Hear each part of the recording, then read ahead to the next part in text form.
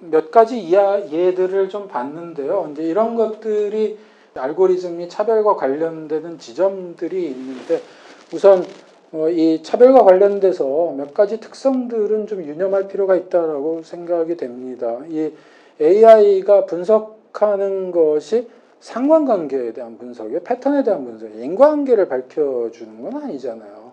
그러니까 이거는 사실은 설명력에서 굉장히 큰 차이가 있거든요. 우리가 그동안에 많은 통계 분석을 하는 학자들은 대개 통계 가설을 세우잖아요.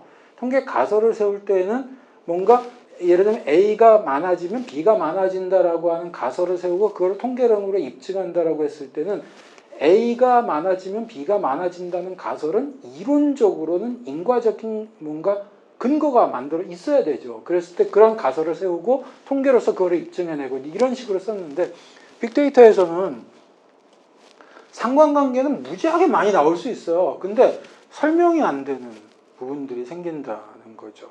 또 더군다나 이제 훈련에 사용되는 데이터셋이 뭐냐에 따라서 인간이 전혀 예상하지 못했던 지점에서 상관관계가 있는 거로 그렇게 결과가 나올 수도 있어요. 근데 이게 대표적으로 그런 예로 많이 거론되는 게 그 월마트 사례를 많이 거론을 하죠. 이 월마트에서 그 스트로베리 팝타르트라고 하는 제품 문제는 이건 뭐냐 하면, 허리케인이 온다는 예보가 있을 때 허리케인이 오기 직전에 뭐가 제일 많이 팔리느냐, 사람들이 집에 꼼짝 않고 있을 것이기 때문에 맥주가 가장 많이 팔릴 것이다 라고 생각을 했는데, 빅데이터 분석을 해보니까 이게 제일 많이 팔렸대요. 이 스트로베리 팝타르트라고 하는 게. 근데 아무리 생각해도 이게 제일 많이 팔리는 이유를, 왜 사람들은 허리케인이 온다고 하면 저거를 제일 많이 살까? 합리적으로 설명하기 쉽지 않아요. 근데 통계적으로는 상관관계 제일 높은 거로 나왔고, 실제로 월마트가 그래서 허리케인이 온다는 예보가 있으면 이거를 전면에다 배치를 했어요. 매출이 상당히 올라갔다라고 하죠. 근데 우리는 모르는 거예요. 이게 그러니까 우리는 그냥 상관관계 있다고 알고리즘이 얘기해주면 그냥 그런가 보다라고 하는 수밖에 없는 이런 상태가 돼버리는 거죠. 근데 이 측면이 하나가 있고, 그 다음에 차별과 관련돼서 또 유념해야 될 때 개인의 행동이나 특성에 대한 예측이 가능하다라고 하는 측면. 우리는 아까도 얘기했지만은 여러 가지 이제 스마트폰을 통해서 많은 정보들을 제공을 하게 되고, 이거를 분석하다 보면은 개인의 여러 가지 소비의 패턴, 또 인터넷 검색을 할 때 어떤 식의 패턴으로 이 사람이 하고 있는지, 이런 것들에 대한 게 다 분석이 된단 말이에요. 근데 이러다 보면은 개인의 관심사라든가 취향이라든가 어떤 행동을 한 다음에 무슨 행동을 할 것이다라고 하는 거에 대한 예측이 가능해진다는 거죠. 근데 이것이 왜냐하면 기존에 굉장히 편향된 데이터들을 중심으로 해서 이런 예측이 이루어질 수 있다라고 하는 문제가 있는 거고요. 세 번째는 대체가 용이하다라고 하는 측면입니다. 그러니까 워낙 많은 거를 사용을 하다 보니까 어떤 데이터를 직접 수집을 못하는 경우, 그러니까 이거는 이제 법적으로 금지돼서 못할 수도 있고, 아니면 데이터에 그게 포함이 안 돼서 못할 수도 있는데, 다른 방식으로 그 데이터를 얼마든지 추론해낼 수가 있다는 거죠. 그 다음에 네 번째는 대리 변수, 프록시 변수를 이제 이용해서 민감한 데이터에 접근을 할 수 있는, 그런 데이터를 추론할 수 있는 이제 그런 가능성. 이게 이제 간접 차별의 문제를 이야기하는 가장 대표적인 지점이겠죠. 그러니까 우리가 알고리즘이 대놓고 차별하려고 만드는 경우는 거의 없어요. 물론 그런 경우가 있을 수 있겠지만, 예를 들어 어떤 기업이 알고리즘을 가지고 사람을 채용하는데 대놓고 여성 차별을 하려고 알고리즘을 만들었다, 그런 경우도 있을 수 있지만, 이런 식의 직접적 차별이라고 하는 거는 사실은 이제 법적으로도 금지되어 있을 뿐만 아니라 그렇게 노골적으로 할 이유가 없어요. 다른 방식으로 할 수가 있는 거죠.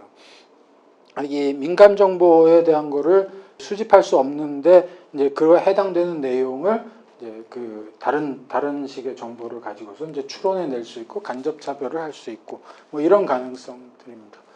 그래서 실제로 알고리즘은 설계 당시에 차별을 의도하지 않았어도 차별을 만들어내고 확대시킬 수 있는 그런 효과를 낳을 수가 있습니다. 앞에서 봤던 뭐 여러 가지 사례들에서 이제 이것이 나왔고요.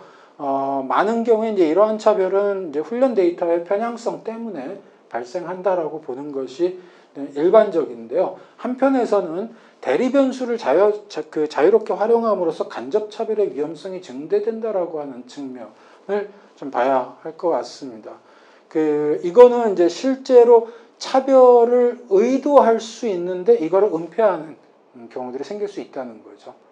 뭐 많이 거론되는 예들 중에 하나, 경력직 구직자를 평가하는데 이 재직 기간을 중요하게 평가를 한다. 근데 재직 기간이라고 하는 거는 상대적으로 여성들이 재직 기간이 짧은 경우들이 많다는 거예요. 근데 그러다 보면 재직 기간이라고 하는 변수를 중요하게 평가를 하게 되면 결국은 여성과 남성을 구별하는 식의 평가. 이거는 구체적으로 성별에 대한 평가를 하고 그거를 분석에 포함시키지 않더라도 간접적으로 결국은 여성차별의 결과를 나올 수가 있는 것이죠. 이런 식의 이제 소위 이제 대리 변수를 통한 차별은 실제로 차별을 하려고 하는 동기나 의도가 있으면서 그거를 은폐하는 그런 식의 기능으로 좀 나타나기도 한다라고 해요. 또 부모의 직업을 알고 싶다. 근데 부모의 직업 우리 대부분 이력서에 아마 그거 못 쓰게 돼 있을 거예요. 우리 로스쿨 같은 경우도요. 학생들 지원서에 부모와 관련된 이야기는 한 줄도 쓰면 안 돼요. 뭐 옛날에는 로스쿨 초창기 같은 막 우리 아버지가 뭐 법관이어가지고 뭐 어쩌고 저쩌고 뭐 이렇게 쓰는 경우도 되게 많았는데요. 절대로 쓰면 안 돼요. 안 되는데 실제로 부모의 직업이나 소득을 이런 뭐 다른 정보들, 거주지라든지 뭐 다른 정보들을 결합을 하면은 충분히 추론이 가능하다. 그러니까 실제로 수집하면 안 되는 차별의 근거가 되는 데이터들을 직접 수집하지 않으면서 대리 변수들을 통해서 얼마든지 그거를 추론해낼 수 있는 가능성. 이거는 점점 높아져요. 이런 가능성들. 그러니까 우리가 지금까지 인공지능 알고리즘에서 차별의 문제가 등장하는 가장 핵심적인 사례들은 사실은 기존 데이터의 편향성 때문에 발생하는 거가 주로 많이 문제가 됐어요. 근데 앞으로는 그런 문제보다는 오히려 대리 변수를 통해서 은폐된 차별이 재생산되는 구조, 이것이 훨씬 더 심각한 문제가 될 것이다라고 학자들이 지적을 하고 있고요.